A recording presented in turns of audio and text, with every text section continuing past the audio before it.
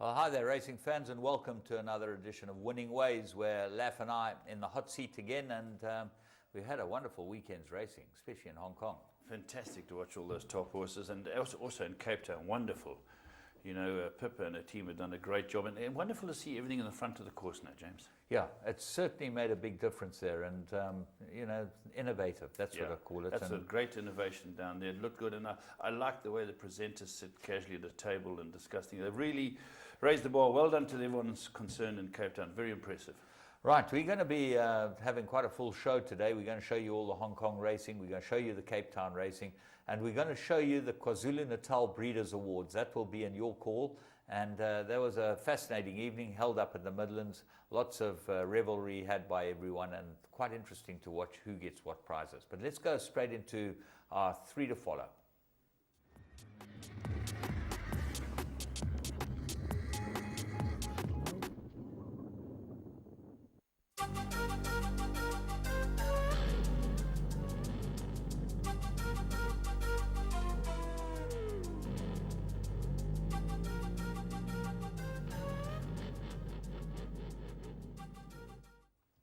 Right, well, we're going straight into our three to follow with the Vaal, Thursday, the 5th of December.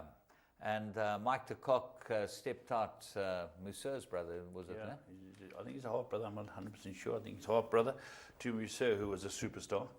And this horse is going the right way. They've taken their time with him, 2 quiet runs, and now the big jump comes on Tuesday, I believe. Well, he goes in the Secretariat on Tuesday. That's tomorrow. We record the program on Monday. Tuesday the 10th, tomorrow. He's running in the Secretariat Stakes. Will be very interesting to see how he goes up against sort of that class of horse. But the way he won and the type of horse that he looks like, impressive horse. I think so. So we're under pressure with our first one to follow because it runs a day later. Yeah.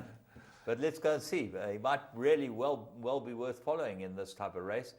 He ran 5 days ago. That was on the 5th of December. He runs on the 10th of December. Let's go and look at Mufed winning at the Vaal.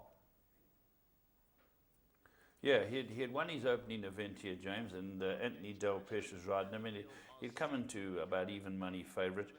And they go a good gallop. It's a 1,400 metre up the stretch, and quickly out in front, there are 2 horses that get off the pace. Sammy Silver, I know, is up there and danced the moon away, showing a lot of speed. So these 2 tear them along, and Anthony doesn't allow this horse to get too far off the speed. For those of you who can't pick him out, he runs in the Shake Mo colours, the Gugu and the like, with the blue cap and the yellow sleeves.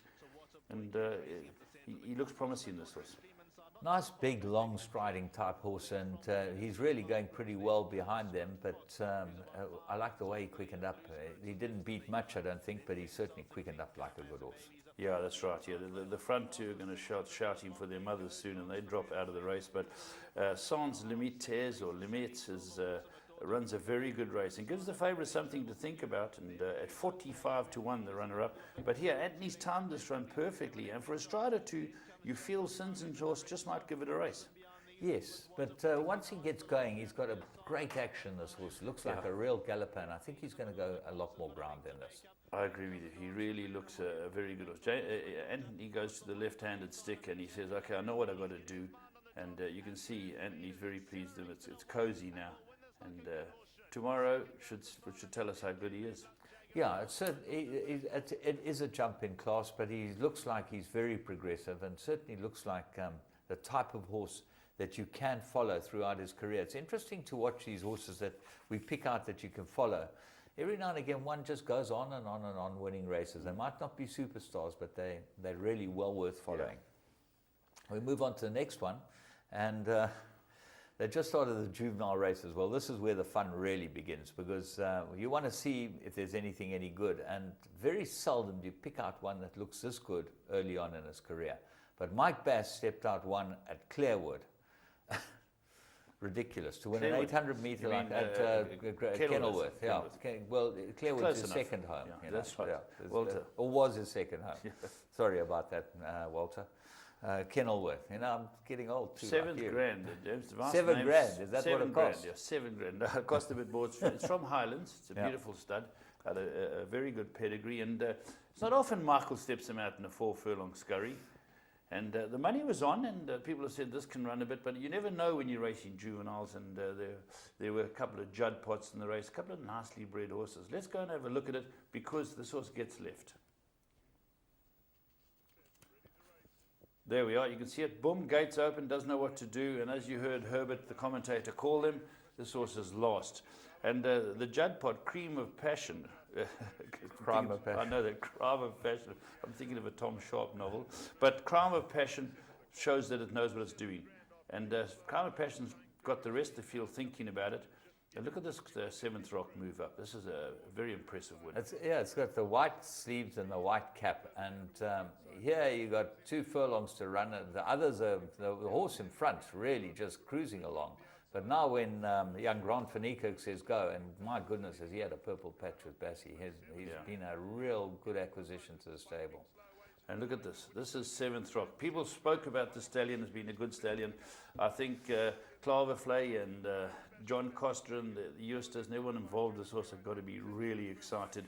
And a lot of people are going to try and get their hands on them. They went for good money first in his first crop. They're going to go for more money. I think now. he's had 2 winners of the first 3 juvenile races. I think he's only contested 2. Reminds me of Favaros. Yeah. This is how Favaros started off. Everything he stepped out won, and then they kept on winning. So a wonderful start. $7 grand. Remember the name. Right, we're going to move on, and we're going to the Vaal on Saturday, the 7th of December.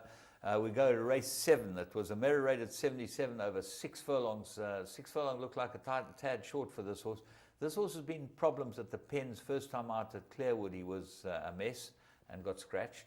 He won second time out, Henry Mansell's brother, Nigel Mansell. Nigel Mansell. Yeah, here's a dart player from England, Nigel Mansell. Yeah.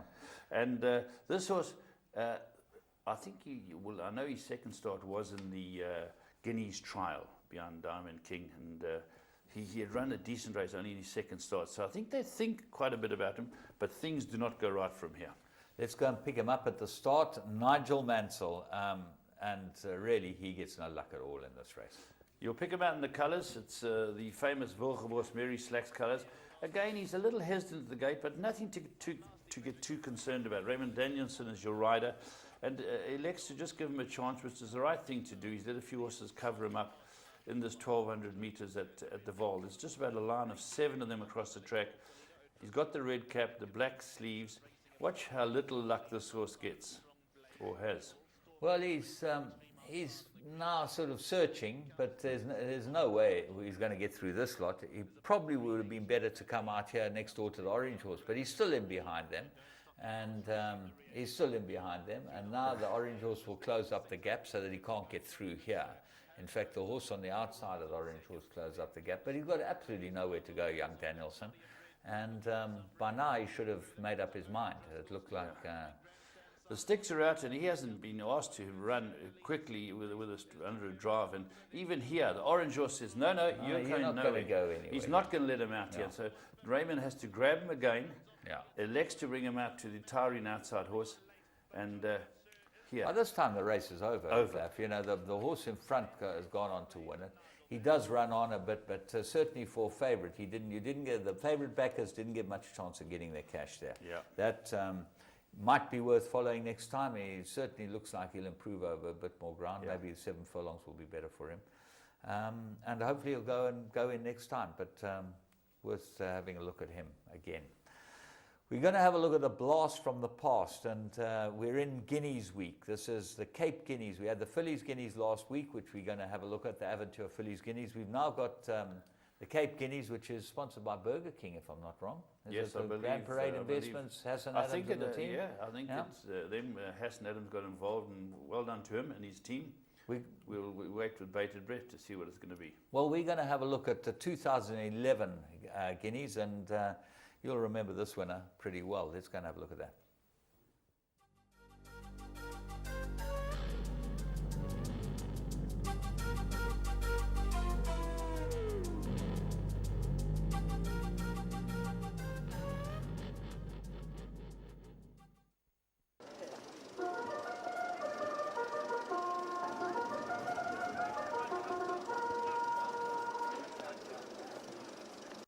Coming forward, goes in, set for our grade 1 at the 1600, all clear. Racing in the Cape Premier Hearing Sale Guineas. A bit of an untidy beginning, this one. Variety Club landed running up there. We got Princess Victoria. On the move, we got the Balladeer, who's off in search of the lead. Then comes Silver Raven. Leanne Court Rock is pushing through on the outside. Blaze of Fire settling next, and then comes Silver Flyer, Heavy Metal. Depardieu in the yellow colours, 10 lengths off that leader. One back, one deep comes Gimme the Green Light on the outside of Divine Jet. A gap of 2 to Master Damascus and Astro News, the 2 at the back, and about 14 lengths cover the field. 1,000 metres left to go. The Balladeer's the one in front, setting the pace. Opens up to lead by 4. Up there in second, we got Variety Club. Leanne Court Rock has crept into third. The Princess, Red Sleeves and Cap, is back at the rail. 6 off the leader. One back, one deep, we got Silver Raven. Then comes Blaze of Fire. Heavy Metal is creeping closer. Behind that, we got Silver Flyer. Next, we got Depardieu. Gimme the Green Light. Divine Jet is going to corner a dozen off the leader. Master Damascus and Astro News whoop them in as they straighten up. Cape Premier Hearing Sale Guineas Grade 1. 550 metres left to the line. The Balladeer's the one in front. Princess Victoria's racing in second. Depardieu. Divine Jet starts to wind up along the inside. Variety Club. Deeper out, we got Leanne Court Rock. Heavy Metal. They found across the track. Variety Club has put his head in front. The Princess along the inside. Divine Jet is starting to reel them in along the inside. It's Variety Club that's taken the lead into the final 100. And Variety Club is going to claim the Cape Premier Hearing Sale Guineas. Variety Club for Anton Marcus and Joey Ramsden. Silver Flyer in second. The Princess third. Gimme the Green Light back in fourth. Oh, a pretty good field that turned out to be. It also like Astro News down the field. James, Blaze of Fire was a very good horse in PE. James, this is a very good field. Silver Flyer, the runner-up, I think he won the Dingons or the Classic. Princess Victoria was horse of the year, won Group 1s. Give Me the Green Lights Now, Stallion by More Than Ready. And this is Lancourt Rock. Divine Jets had a lot of problems, very good horse. Astro News. Heavy Metal. Won the Verticom. Third from the back. Imagine you've got this horse, Heavy Metal. It runs in the Guineas. You get beat 11 lengths. You go home. You're a little upset. 2 years later, you won or a year later, you won the Verticom Derby in July. That's racing for you. It's a great game, but a very good field. And it just shows what we missed, what a horse like Variety Club could do to a field like this. I'm looking forward to see what he does in Dubai, aren't you, James? Yeah, he's going to be fantastic. It's going to be great. He's with Michael, isn't he? Yeah. I think that he might. I'm not sure he's not going to run under Joey's name. Who knows? But Michael's whoever's name he runs under. Yeah. It doesn't really matter. But the Guineas is a huge week, and we're going to move and have a look at a horse we might think will end up being a hot candidate in the Guineas. Let's go and look at our plum of the week. This horse could be one of the Guineas horses, one of the big shots.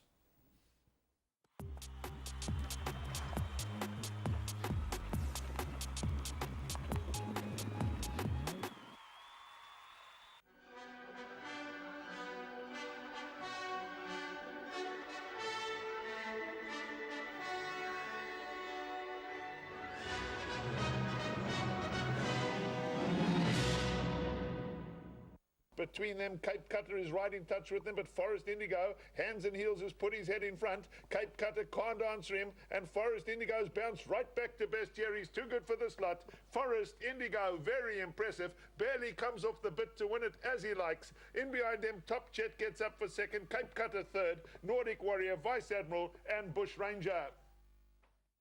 Well, we picked this horse out as a horse to follow when he ran his first start. And then he won at 20 to 1, I think. That's right. Any price you liked. This is a very, very good horse. Very good I think horse. he's improved. Group 1 winner. Yeah. I think you hit the nail on there. This horse has improved. I believe Kochka's not going to be down there for the Cape Guineas. No. So I'd like to know, going through the Selangor and those races in Cape Town, and at times like this, you've got to put you nail your colours to the mast. I think this horse will win the Guineas. Yeah, could easily be. Well, all I can tell you on Interbet, there's a prep run for him, but he looked like a blinder in this race. You could have got 12 to 10. There was 12 to 10, plenty. So I've got something being chirped in my earpiece. What was that? No, Forest Indigo. We're just saying, confirmed that. Okay, is he talking to me or is he talking to someone else? No, he's talking to me. Oh, was he? Yeah, okay, well, lucky you getting the conversation. I got the feed. He was just saying 12 to 10. He was confirming the odds. He started at 9 to 10. Did he back him? He must have. Must have. Because Fire. jumping Yeah. with He's excitement. chirping away Chirping like a away. Our bloody good thing, like producer, a little Raymond canary Rogers. in the back there. He agrees with me. It's going to win the Guineas and be very, very nice for He just spent a week in Durban, I think, in Cape Town. He knows. He gave us all the He's rundown. come back a bit like one of those mountain no, bikes. he's Just talks over came everyone. slowly into Cape Town got him. But this is very nice for Chris Khaber, Alec Laird. Very, very good horse for us, Indigo. I don't know how long we got to go, but well, let's go. We've got a few minutes to go before we go to racing, so we're going to go and have a look at current affairs and see what we've got in there.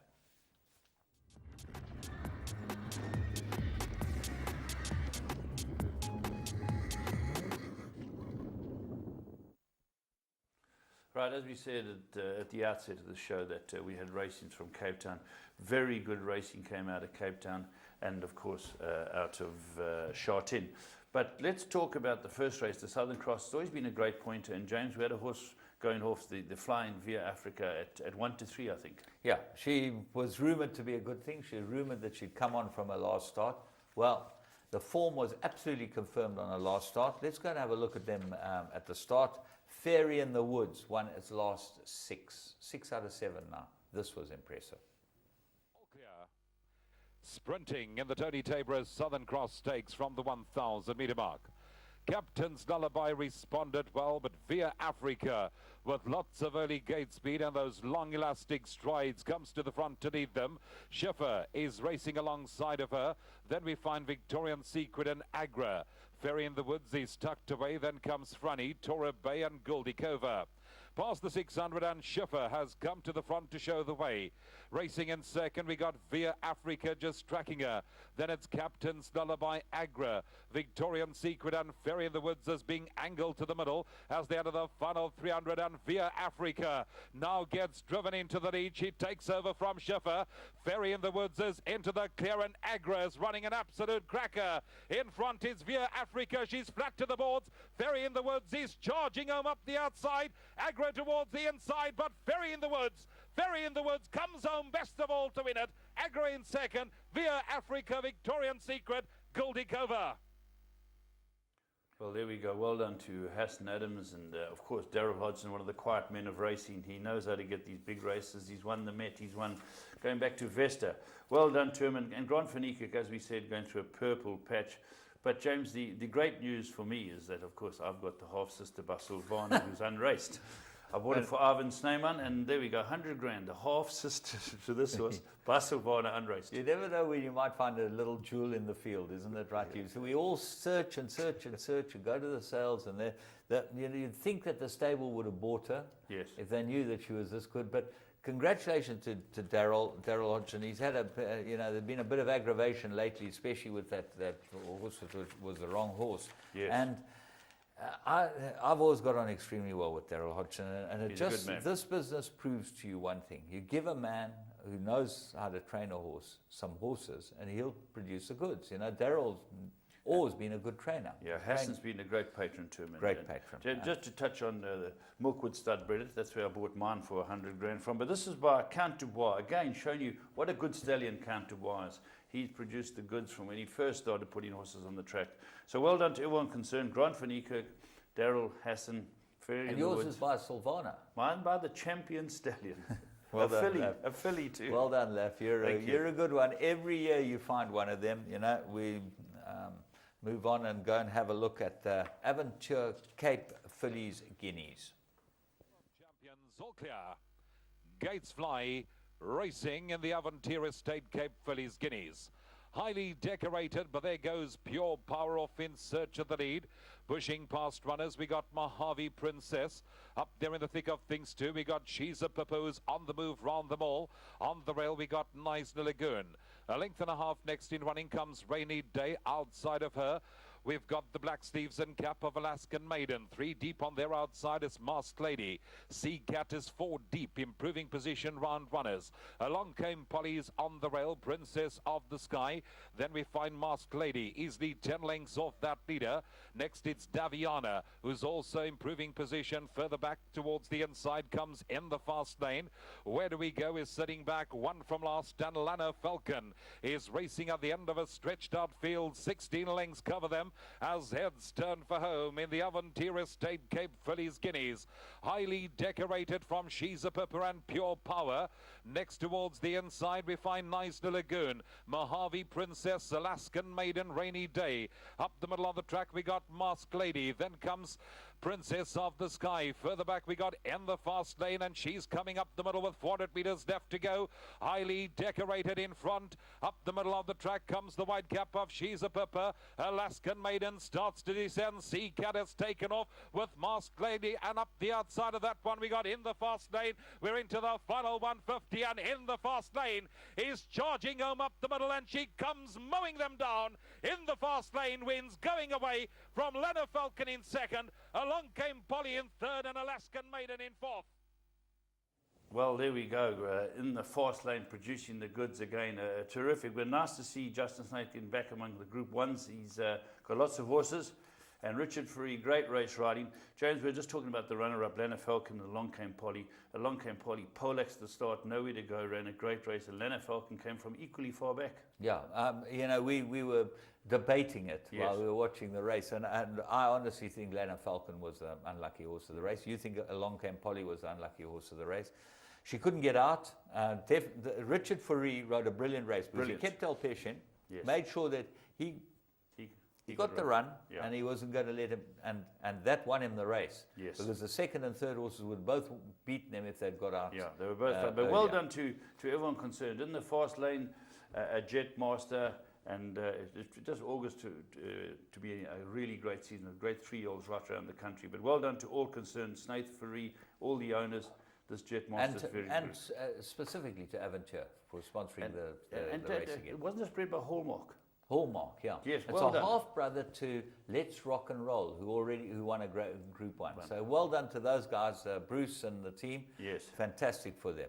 So we're going to call it a day. We're going to be back in a moment. We're just going to go and have a look at some racing.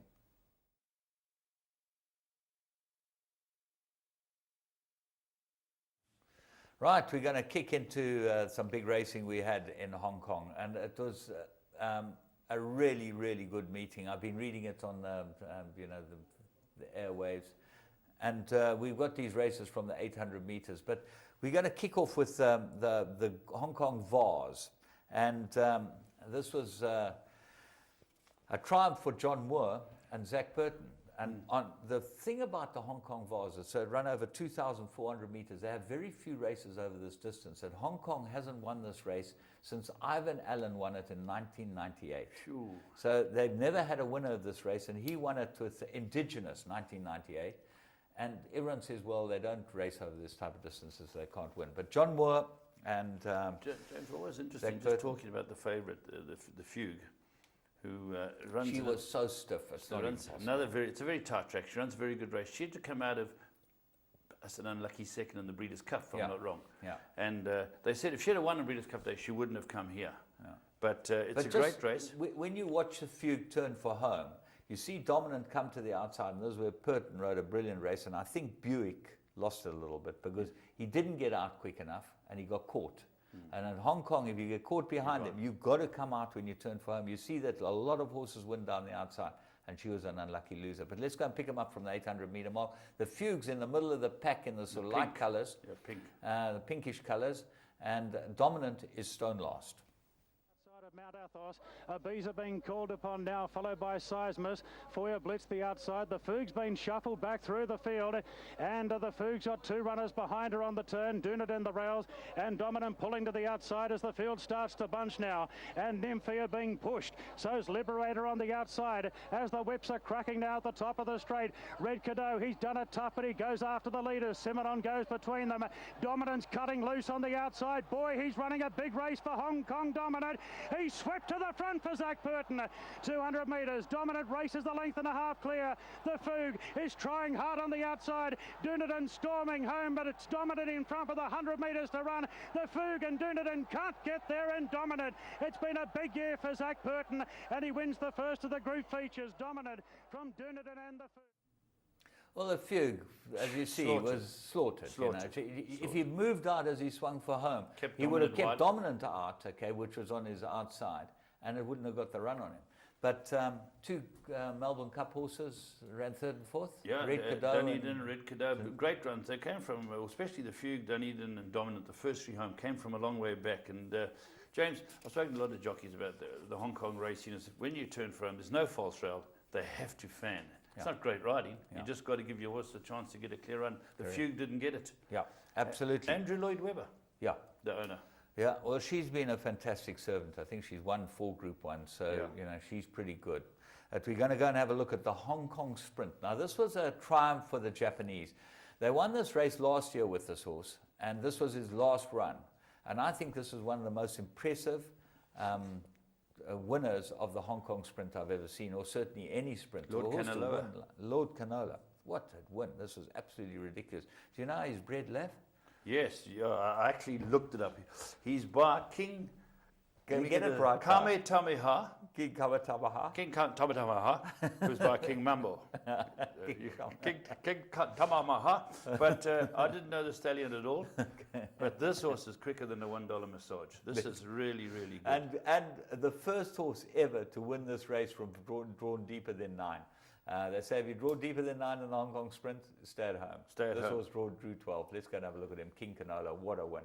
Lord Canola. Lord Canola, the king. Tapestry just in front of Go Baby Go and Jawala. Cerise Cherry pinned in fourth on the fence, then Charles the Great. Lord Canaloa's had no cover, but he cruises up on the outside. Then Slade Power, Regal Regiment, and further back to Frederick Engels, who's strung up in traffic. Awada says go now on Lord Canaloa, and the favourite dashes clear in the spread. Awada up and down in the saddle, but away goes Lord Canaloa. He's going to make it back-to-back wins in the spread. He's swan song of racing. He's waving to the crowd, Lord Canaloa. Away he goes. He's beaten Soul Power, has run second, an inch in front of Frederick Engels. There's been a fall back in the field. Canaloa. Lord Canola. Well, he's a king. I promise you that is. He slaughtered them, James, and he's tamed by Mr. Iwata. No, ridden by Mr. Iwata and trained by Mr. Yasudi. Well, Mr. Iwata is a young man out of Japan, and they said, well, this is where they'll see if he's any good. Well, he got the horse up in a beautiful place. He was racing 3 wide, but he got him. But he was, listen, way too good. I reckon I could have won on it. Would have been close. Anyway, $15 million Hong Kong dollars. The Hong Kong Cup, 22 million Hong Kong dollars. Dougie White won it, and that was the second win for him in a Group 1 on the day. But let's go and see Akid Mufid.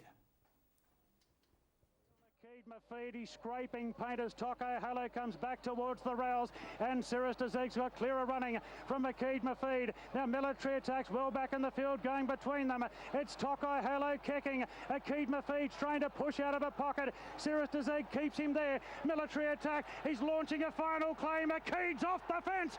Here he comes. Akid Mufid rests the lead in the cup, and Akid Mufid draws away to beat Toko Halo. Third's a photo between Cirrus Dezeg and Military. Well, what a win, and there's some interesting stories around this horse. Dougie White? You've dug up some stories on Dougie White and how they purchased this horse, how the guys got involved. I think tell the people that story. First of all, Dougie's had a sort of bleak record in the big day. Yeah, 15 years. He hasn't had a winner for 15 years. His last winner was 15 years ago on the big day in the Group 1. And he won 2. 2 legs. Yeah. So, you know, fantastic for him. He's been the 13th time Hong Kong champion, but the big day has eluded him. Yeah. And he had quite an interesting comment to say, but let's just talk about the guy who bought this horse. His name is, let's go and see. I don't know his name. His name's Pan Sutong, okay? Oh, he owns a group called the Golden Group. And they got involved in Australia, okay? You know what and they bought Lindsay Stud or something. Lindsay Park Stud. Lindsay Park, that's right. Yeah. That's right, they bought Lindsay Park and James. He was looking for a big horse, wasn't he? Well, he's been looking for a horse to win the Derby. That was what he's been looking for, is a horse to win the Hong Kong Derby. Well, this horse did win the Hong Kong Derby. He had a few prep races. Richard Gibson is a trainer. He's a young man in Hong Kong. He's new there. And he's been preparing a couple of horses for this guy. He's done very well, indeed. He got beaten in the one race, I think it was the mile. He got beaten, he ran second. And that was won by Glorious Days. Doug White won that as well. That was for John Size. But This guy got beaten in that, but he paid $2.5 million US dollars for this horse. When he was a 3-year-old, he'd won a decent race, a Coronation Stakes or something in England. He was touted as one of the early favourites for the Derby. He missed the Derby, this horse. And then he got murdered by Camelot, I think, in one of those big races.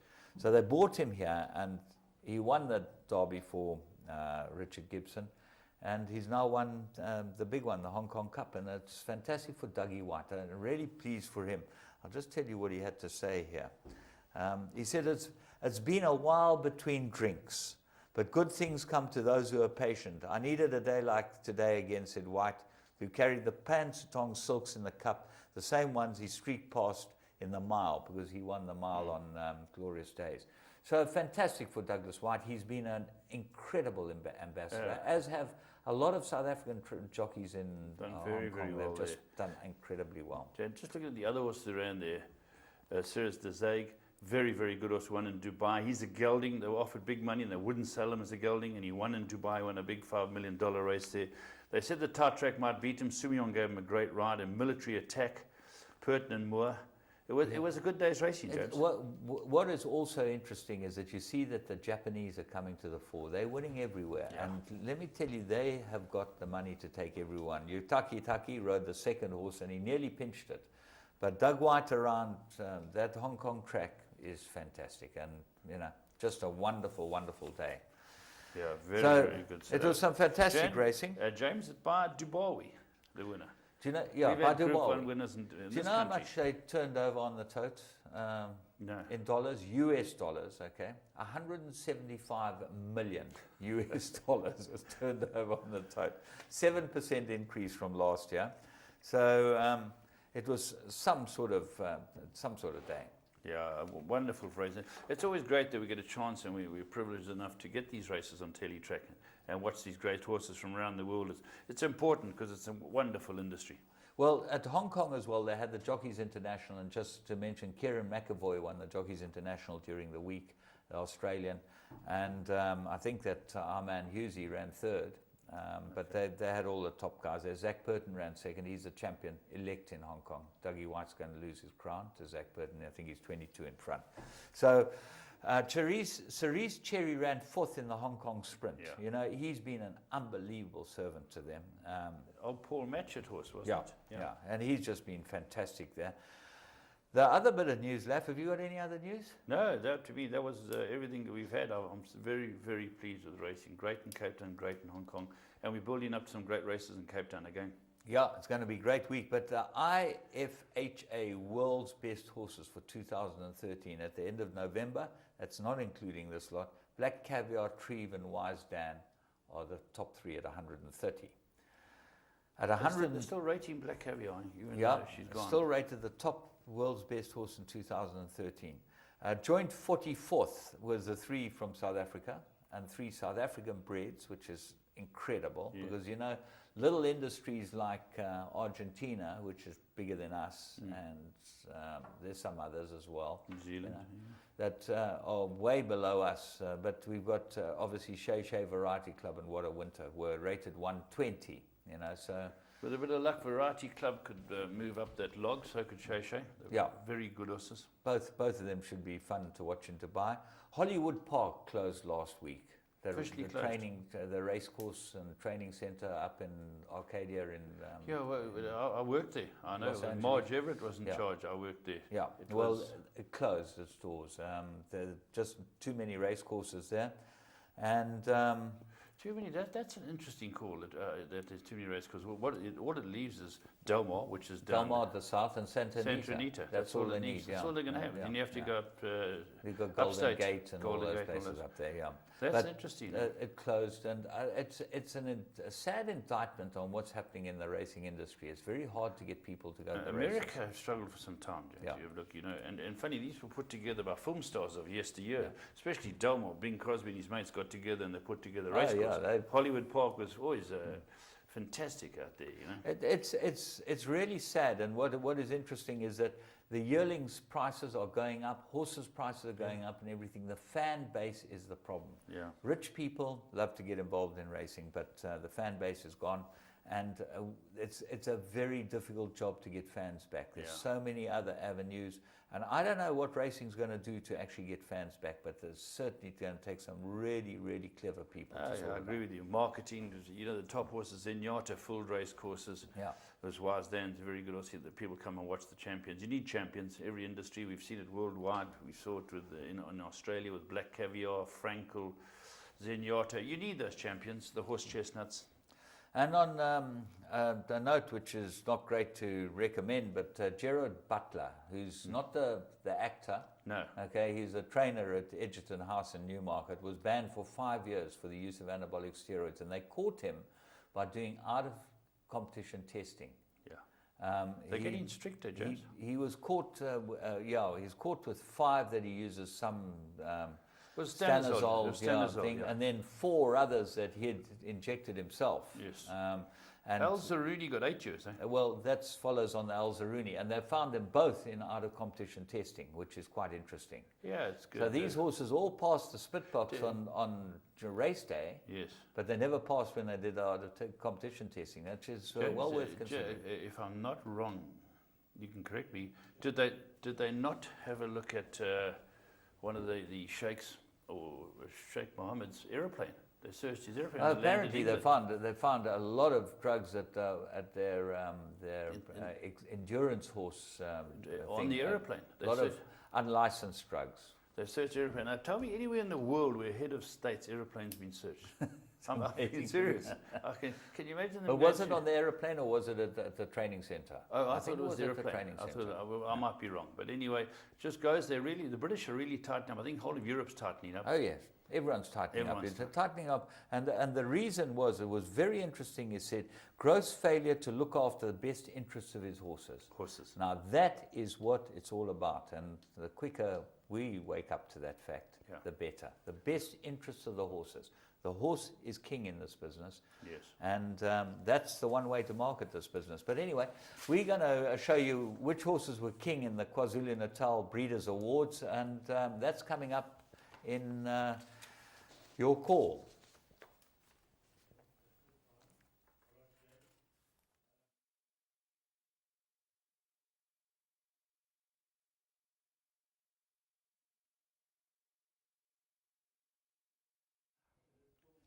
There we go. Willow Magic, successful graduate from the sales. And don't forget, the sales are coming up in January. Their first sales, a magnificent catalogue. Willow Magic bought out there for about 40,000. Well, he was bought for 40,000. It's very interesting. He was sold as a weaning for 28,000, bought for 40,000 by Mark Tarry and the Connections, okay? And he won the Dingons, Group 2. This is why he's up there. He won the Dingons last week, which is phenomenal. And I think it's the first 2 weeks in January. I think you guys are going over. It's about the 9th to about the 9th to the 12th of January. 12th to 13th, yeah. And so, Millions. And it's good. It's good for you South Africans going out, James, which is good. I think you've got a couple. Was he a Dubawi? Yeah, he was a Dubawi. Dubawi as well. Yeah. There we go. And I know of that same sale, they had another Group 1 winner come. They won the Derby for Michael Leaf, the name Wiley Hall. Hall, yeah. Yeah, it's been a very good sale. Yeah, and certainly Hassan's bought some pretty good horses out there, and Roy Woodley's bought some nice horses. So it's a sale that if you want to go to, you give Laff a call, and he'll be able to set you up with travel arrangements and everything else. Phil Giorgio, Paul Lafferty, they're the guys that know what's going on. And well worth getting to that sale. We know what the Australian horses can do. We're going to move on and go back to the awards.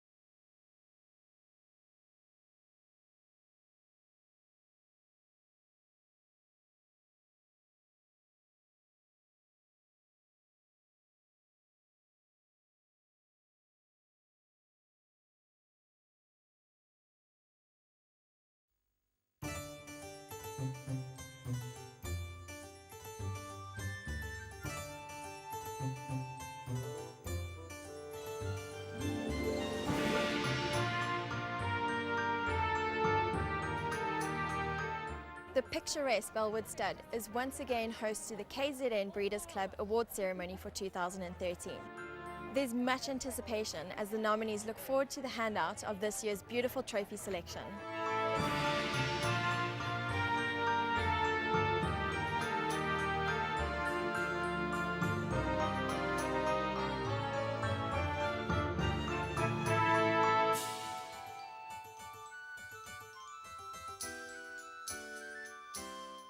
Good evening, ladies and gentlemen, and others. I welcome you all to this, the 2013 KZN Breeders' Awards dinner, and it's a celebration of what we have achieved and hoping what we are to achieve in future.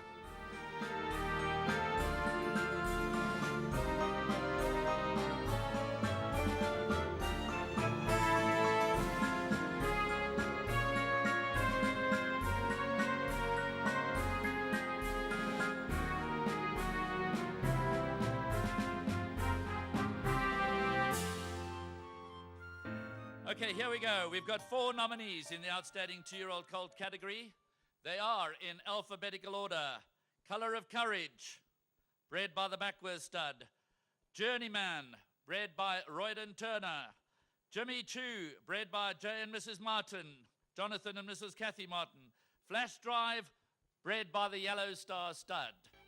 And the winner for 2013 is Color of Courage, Backworth Stud, son of Jatpot.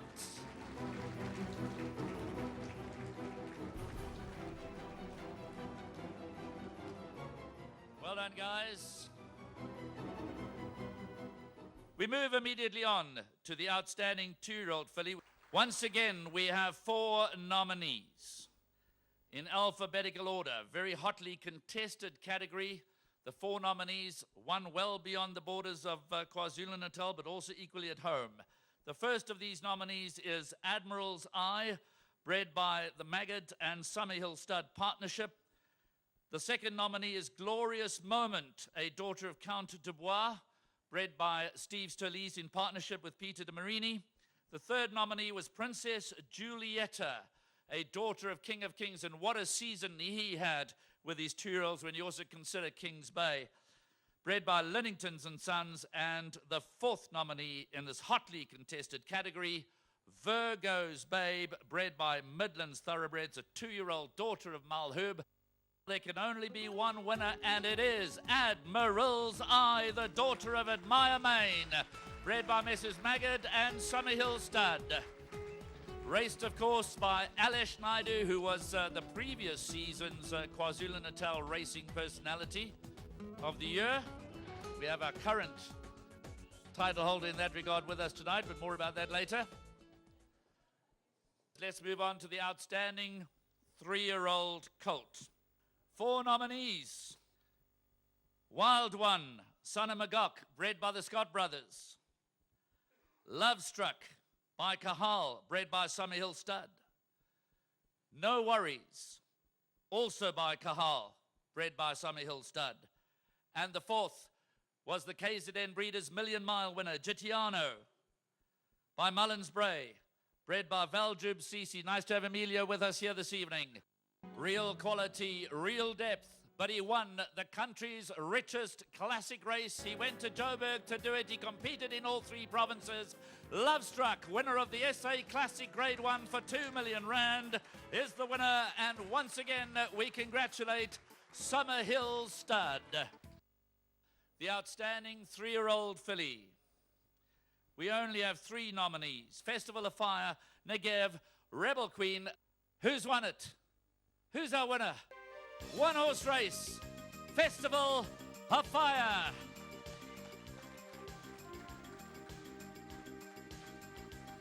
Filly bowls up to represent Chris Saunders and Lady O'Reilly. A wonderful season for Festival of Fire. Our 5th category is the outstanding older male, and it's not anybody in this room. We are talking about horses. Knock on wood, E-Jet, Seal, and Meadow Magic. Our winner is Seal, the son of Silvano, bred by Ian Haynes.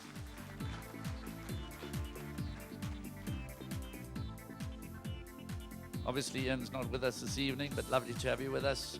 Is that where he was bred, at your farm? Well done. Let's give them a nice big round of applause. Bred and raised right there at Bush Hill. Right, outstanding older fillies and mares. The 4 nominees are as follows.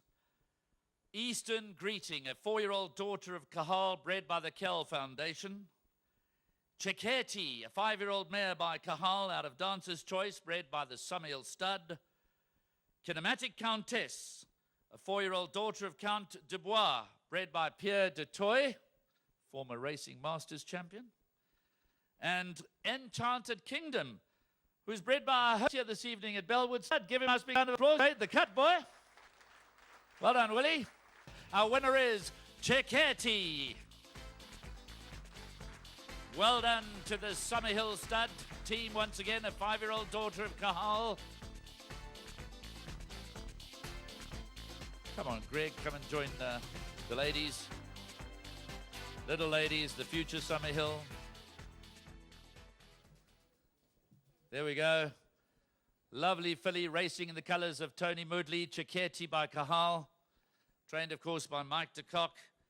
Multiple feature race winner. Now we're moving on to the outstanding sprinter, filly or mare. And we have 3 nominees, all of which we have already seen in action tonight. Our 3 nominees are Festival of Fire, the 3-year-old by Kahal, classic winning filly by Kahal, bred by Chris Saunders and Lady O'Reilly.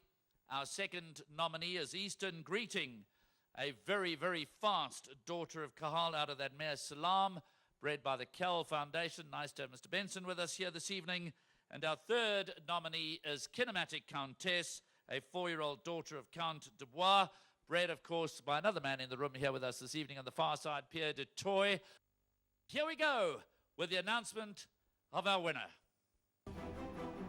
Festival of Fire.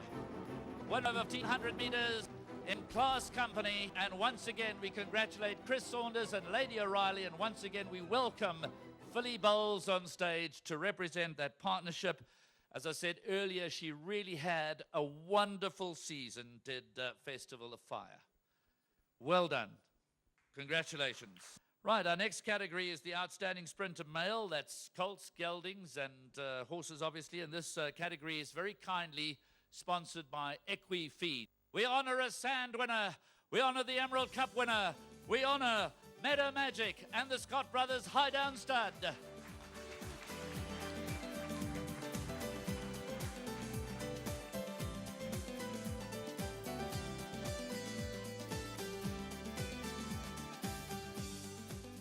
Come on, Robin and team and Joyce and...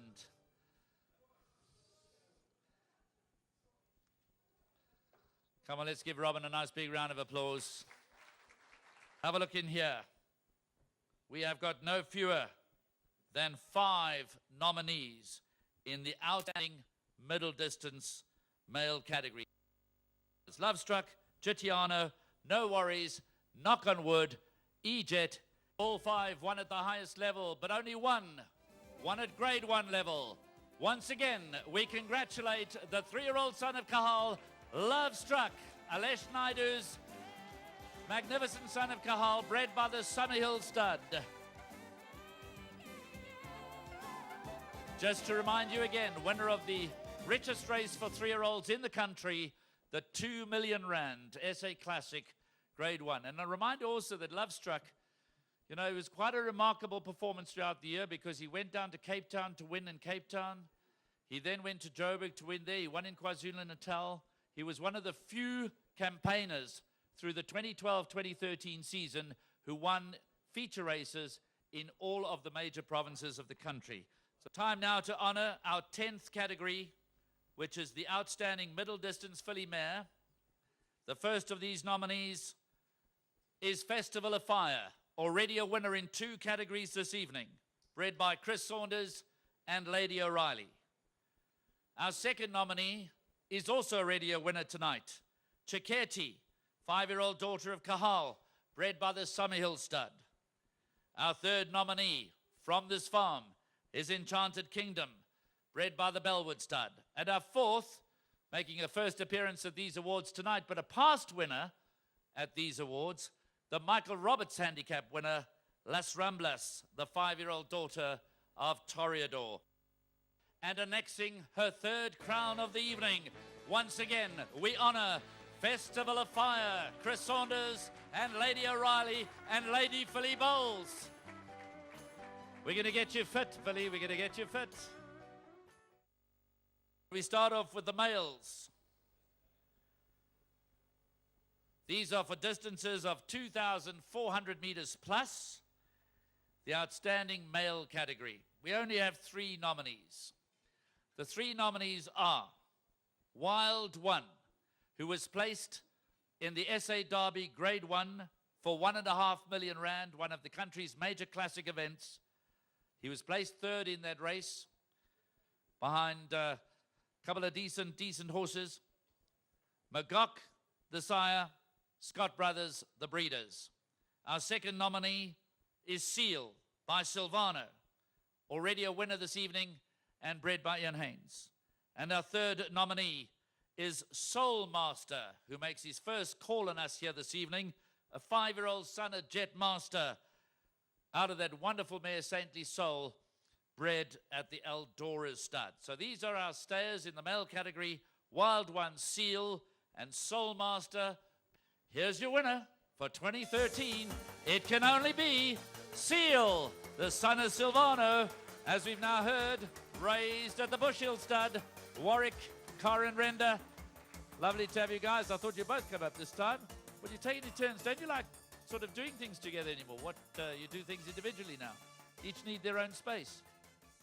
There we go. Willow Magic, successful graduate from the sales. And don't forget, the sales are coming up in January. Their first sales, a magnificent catalogue.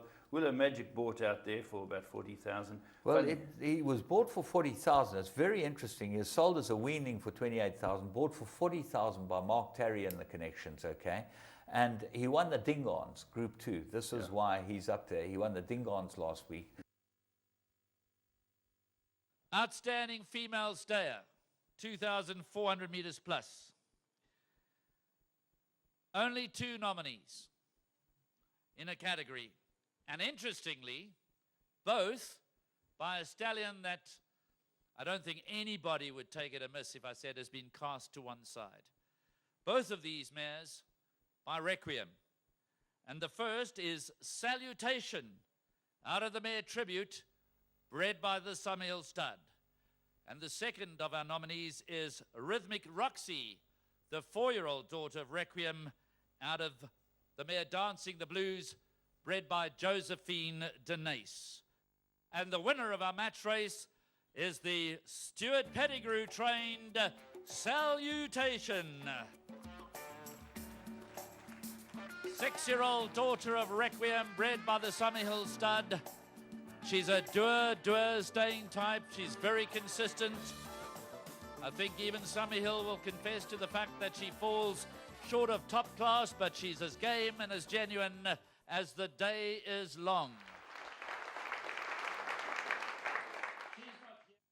So we start off the session with the Broodmare of the Year.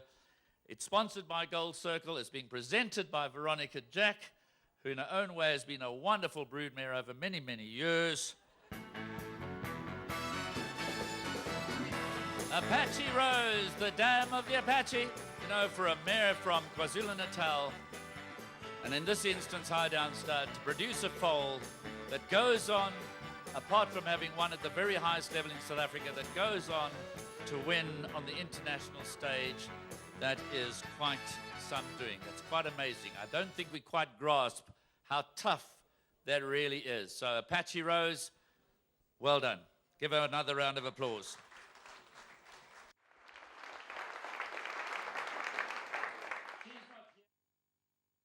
This is not a stallion whose first crop is in South Africa, but we're encouraged by what he's achieved overseas, and we're encouraged by what he's achieved with his first crop to race in South Africa, and he's already represented by an award winner this evening.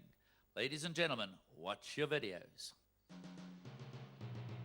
At Maya Main, Admiral's Eye, a winner this evening. standing at the Summerhill Stud, gets the vote as the Stallion Prospect of the Year, and we hope he goes on to do what he started to do in Japan. Once again, we welcome the Summerhill team on stage. Now to the Stallion of the Year. It has to be Kahal. Now standing at the Bush Hill Stud of Warwick and Karen Render.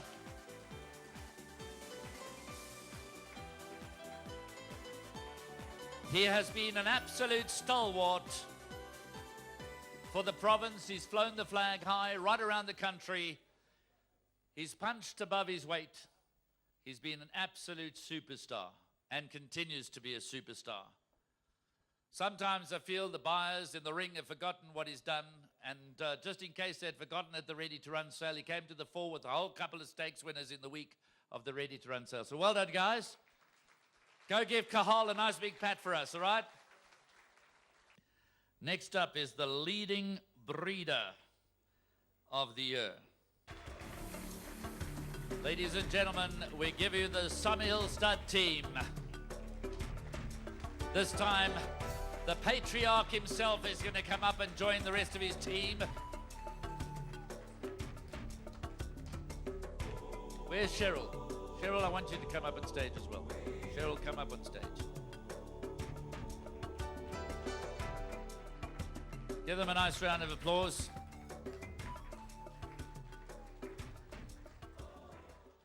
Let's hear from Mickey Goss. Come on, give him a nice big round of applause.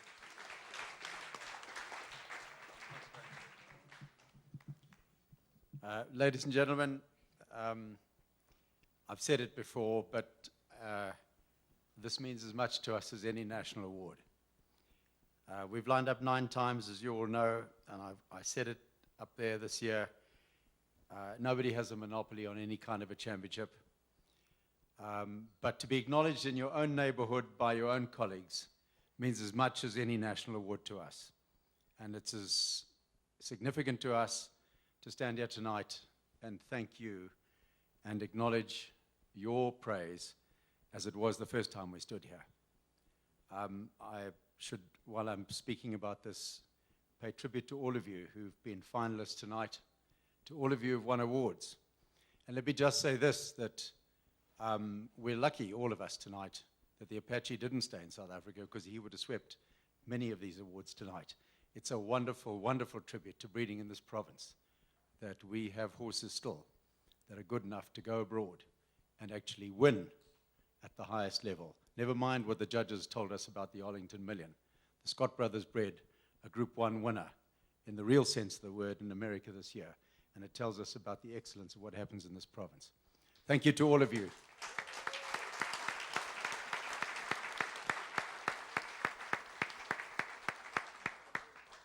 Thank you to all of you for attending this evening and being here for this special award for us. And may I just pay tribute to the honor and the privilege of getting up in the mornings, Cheryl and I, at 5:30 every morning, going to work with one of the great teams of the world and to breed horses in this wonderful part of the world which we're all privileged to live in. Thank you. The Breeders' Achievement Award. Now, I've guessed this is a wide open betting race. This is one of those categories where you're all wondering and you're sitting there saying, well, doing mental calculations, who can it be, what has happened, why, etc. So I'm not going to say anything. I'm going to let the video do the talking.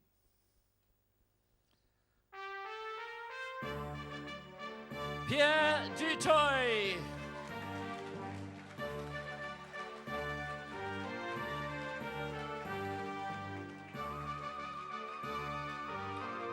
Passionate, dedicated, loves the game.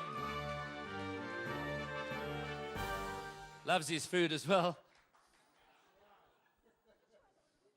I know that because I've seen him in action. He's the only man I've seen have 3 lunches in a day. Give him a nice big round of applause. It comes as a big surprise. Special Lifetime Achievement Award. I've had the privilege of seeing, obviously, the script. I know the winner is. I think it's fantastic. But again, I'm not going to say any more. Let it roll, boys, let it roll. Chris Saunders, a man for all seasons, former chairman of Gold Circle, many roles, but a gentleman of the highest order.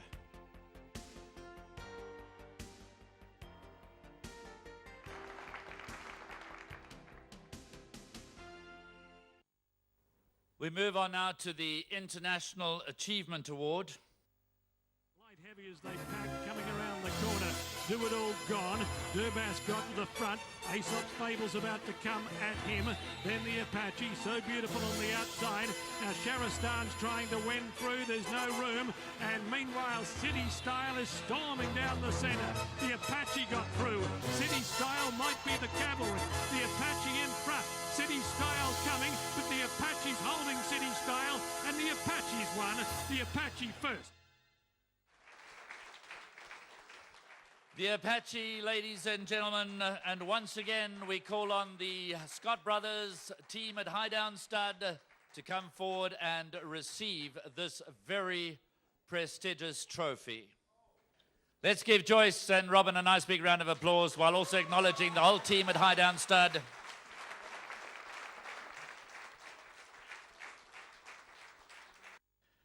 It is known as the Anita Akel Award. But to say more about what this is all about, it gives me great pleasure to call on Mickey Goss because Anita's asked him to do duty in her absence. Always willing, always charming, always hospitable, and deeply, deeply respectful, deeply efficient, and always the friend of the breeders. I can think of nobody who deserves a Lifetime Achievement Award more than Tony Dalstra. And I'm so privileged to be standing here to receive it for him.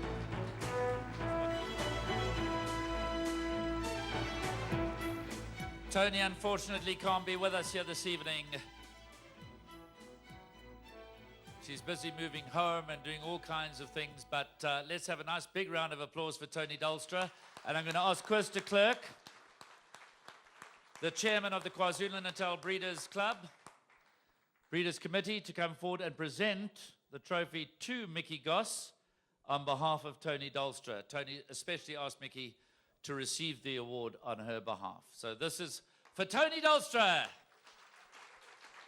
And so we come to the final award, the announcement of the KwaZulu-Natal Breeders Horse of the Year for the 2012-2013 season. Again, if you were paying attention to what's been going on here this evening, the announcement of the Horse of the Year should come as no surprise. Let the video roll. Festival of Fire, as seen at Mike de Kock's Racing Stables at Summerveld. Bred by Chris Saunders in partnership with Lady O'Reilly. Raced by themselves and trained by Mike de Kock. Ridden to victory at the highest level by a number of riders, but by Bernard Fay Durban, the KRA Fillies Guineas. There she is at Mike de Kock Stables at Summerveld Training Centre. And I call on the Gold Circle representatives, Bill Lambert and Neil Butcher, to join Chris de Klerk on stage to present the award to Philly Bowls. This award sponsored by Gold Circle, so please give a special word of welcome to Bill Lambert and to Neil Butcher to assist with the presentation of this trophy, which will go to Philly Bowls in the absence of Chris Saunders. Joining the chairman of the KZN Breeders Club, Chris de Klerk.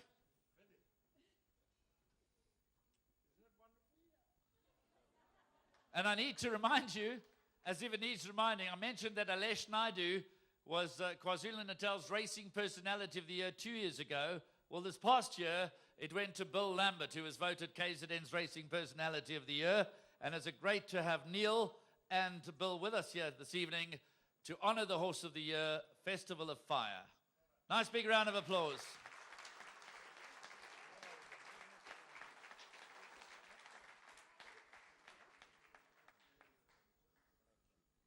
Pleasure. Do you want to say something? I think you and Philly could say something. I'm now going to weigh up the risk and the reward scenario, whether or not to give Bill the mic. Yeah, it's always entertaining to hear from Bill, isn't it? Bill, how long have you known Chris Saunders? All my life. A long time. Thank you, Graham. First of all, I really do need to say how proud I am to have been one of the people on stage this evening to present this particular award to a very great friend of mine, Christopher James Saunders. We've grown up together. I've known him forever. He was a wonderful chairman of Gold Circle, our first one, after we merged. And I need to say that he's put so much into this industry. He's not a well man and unfortunately couldn't be here this evening, but Philly has represented him very admirably, and to go away with 4 trophies is an absolutely magnificent achievement, and does he not well deserve this one? Congratulations.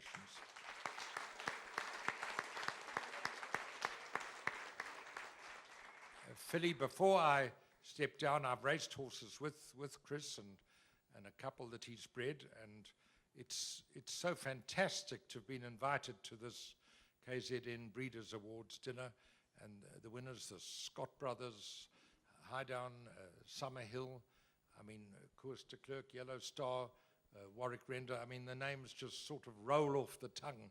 But what I did need to ask on behalf of Neil and I before I stepped down is that when the chairman welcomed us all this evening, he said, "Welcome, ladies and gentlemen, and others." And Neil and I are wondering if we go into the "and others" category this evening. So, Mr. Chairman, you might clarify that over a glass of wine before we go. But once again, well done to everybody. It's just a phenomenal evening, and may KwaZulu-Natal breeders just continue to go from strength to strength.